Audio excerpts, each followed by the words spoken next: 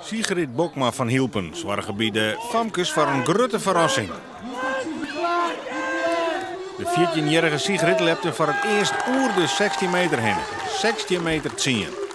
Opmerkelijk, want een week eerder kwam ze voor het eerst in haar leven oer de 15 meter in Weensum. 15 meter 1. Je spreekt voor het eerst in je leven 16 meter 10. Gefeliciteerd. Ja, bedankt. Ja, echt heel leuk. Ja.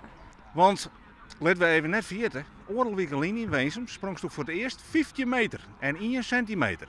Ja, en nou meer dan een meter verder, wat is er met daar aan de hand? Nou, toen hiek ik net heel zijn team voor een uitsprong. En volgens mij hiek ik hem net helemaal uitkrom. En nu hiek ik gewoon heel zijn tijd. En toen kon ik nog uitspringen. Dus ja, dat. En ik ging rug en dat kon ik geweest ik net. Het Nederlands record bij de famkes stiert nog wel opname van Marit van der Wal van het Heidenskip. Die liepte als 15-jarige in 16 meter 57. Wat misschien extra leuk is dit seizoen, is dat we straks op het FK een speciale wisselprijs krijgen voor de vrouwen. Nou, mijn sokkensprongen maken ze het kans. Ja, klopt. Maar ja, dan moet ik net dus maar 16 meter springen. Want dan, en dan moet ik trouwens ook nog 16 meter springen, dat moet ik maar weer eens. Maar ja, misschien.